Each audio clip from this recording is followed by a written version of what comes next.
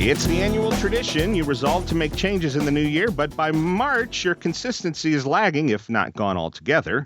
How can you make this year different? Dr. Sean Riley from Tulsa Spine and Rehab joins us. Dr. Riley, what's the secret when it comes to keeping New Year's resolutions? Well, I would say, have reasonable expectations. I wanted to visit briefly about the new year. Everyone, what comes along with the new year are the New Year's resolutions. I've talked to a lot of my friends and family members, a lot of our patients here in the clinic.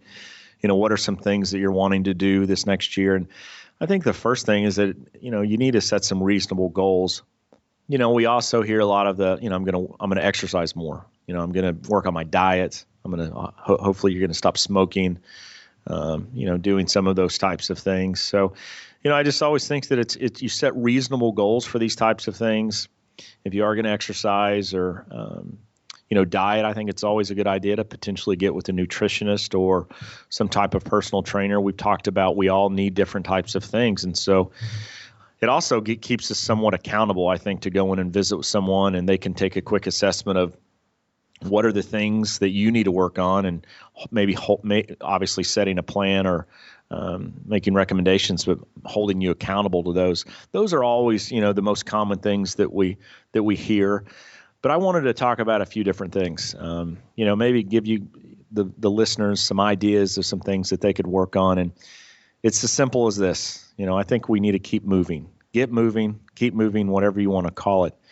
I think that the more and more I talk to patients, it's becoming an epidemic of sitting. We're on devices, we're on computers, we're on our darn phones, texting and so forth.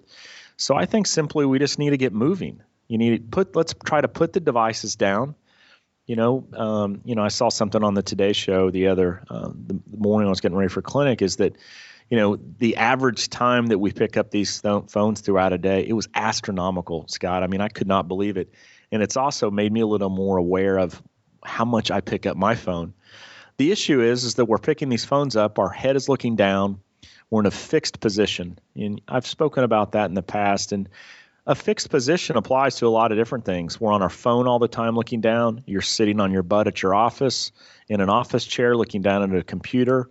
So the fixed position, it can, potentially contribute to a lot of different things. Neck pain, low back pain. You develop some obesity, you're overweight. So I think it's important that we put devices down and get up and start moving. Interrupt your sitting throughout the day, limit how much you're on your devices. Maybe go purchase a pedometer. I don't know, for $25. A pedometer is one of those things that you can use that counts the number of steps. Set a simple goal of, they recommend 12,000 to 15,000 steps a day. I don't know, set a goal of 10,000 and start paying attention to that and building on it.